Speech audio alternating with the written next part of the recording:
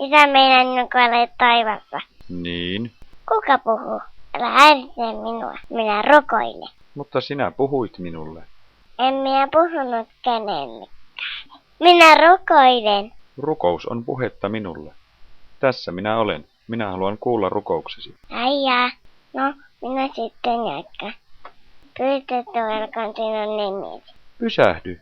Mitä se tarkoittaa? Mikä? Tuo pyhitetty olkoon sinun nimesi. Minä tiedä, mikä se tarkoittaa. Se voi rukousta, mutta kerro minulle, mitä se tarkoittaa. Se tarkoittaa kunnioitettu, pyhä, ihana. Kuulostaa hyvältä. Tulkoon sinun valtakuntasi. Tapahtukoon sinun tahtosi, myös maan päällä, niin kuin taivassa. Tarkoitatko todella sitä, mitä sanot? Tietysti tarkoitan. Miten niin?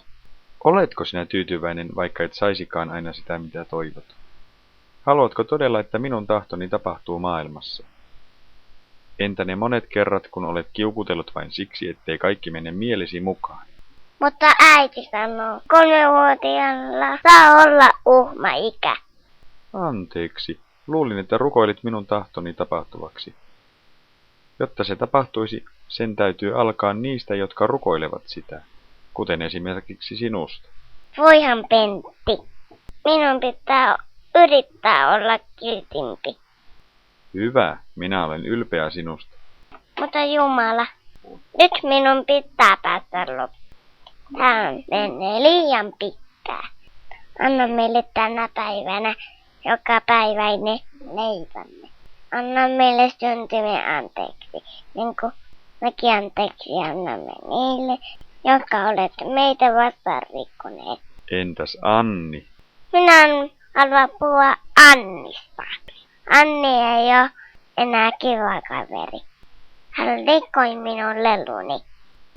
Minä rikon hänen lelunsa, kun hän tulee seuraavan kerran pihalle. Mutta sinun rukouksesi. En minä tarkoittanut sitä. No, ainakin olet rehellinen. Mutta ei ole kovin hauskaa olla toiselle vihainen. Hän aloitti. Mutta sinä voit lopettaa. Miten muka? Anna anteeksi Annille, niin kuin minä annan anteeksi sinulle. Silloin sinulle tulee rauhallinen ja hyvä olo.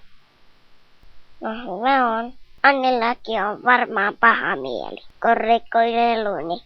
Minä annan hänelle anteeksi. Yritä olla kiva kaveri. Hyvä juttu. Rukoilehan nyt loppuun. Äläkä saata meitä kiusaukseen, vaan päästä meidän pahasta. Hyvä, hyvä. Teen sen. Sillä sinun on valtakunta, voima ja kunnia. Iankaikkisesti. Aamen. Tiedätkö, mikä toisi minulle kunniaa? Mikä todella tekisi minut iloiseksi? Minusta olisi kiva tietää. Minusta tuntuu hyvältä olla sinun lapsi. Vastasit juuri siihen kysymykseen. Vastasinko? Kyllä. Asia, mikä tuottaa minulle kunniaa, ovat sinun kaltaiset lapset, jotka rakastavat minua.